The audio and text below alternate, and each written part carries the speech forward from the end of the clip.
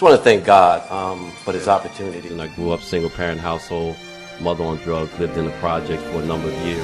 A lot of opportunities and a lot of things that I seen back then that was around me was, of course, negative.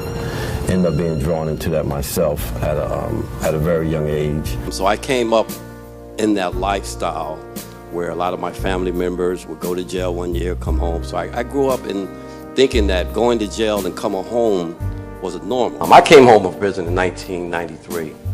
Made a vow never to return back again. As I came to a crossroad in my life that I wanted to change my life around. And I think a lot of other inmates get to that point in their life, or ex-offenders get to that point in their life when they just say enough is enough. But what I found out when I was home was that so many other people were coming home without that training, without that opportunity to get that employment. So I attended the Million Man March here in Washington, D.C., October of 1995. And it changed my life. And one of the things that I heard at the Million Man March was that if you couldn't find a job, your charge was to go back to your community and create one. And even though I was working at the time, I just knew that I could be a job creator versus just an employee. I've seen an opportunity not only to employ people in my community, to give people opportunities in my community.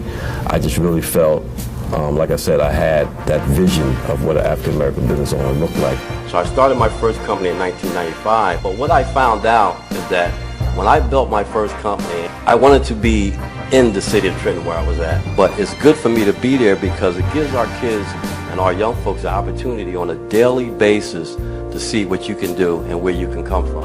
I think giving our kids opportunities to learn about entrepreneurship and capitalism and what it takes to own and start a business is something that I'm very proud of. A lot of people just believe that once you're marked, once you're labeled as an ex-offender, you have no other choice but to live that lifestyle. And it's just not true. Some of my best employees are former offenders.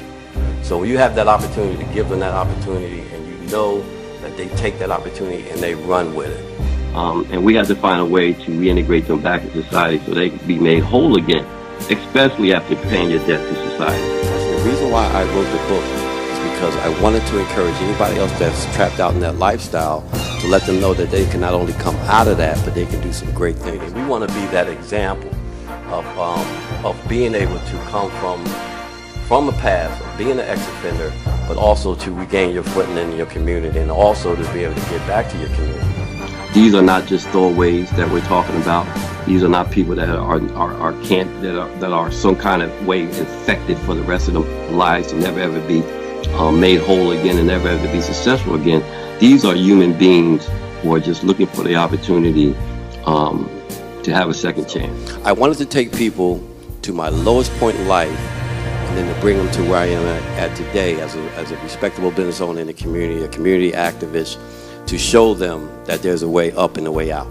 It's not enough for me just to be successful. It's not enough for me to own, $1 million businesses and not do what I can for the millions of ex-offenders that are coming home. So they're looking for this opportunity, and I believe if we can provide that opportunity, our communities will be better, our communities will be safer, families will be united, and we can also give people the opportunity to regain their footings on life and change their life. I have a passion, and my passion is in reentry and reducing mass incarceration as we know it today. I was hoping that you could say a word about your personal story. Yes, thank you, Tanya. And I don't want to give my whole story. I did write a book.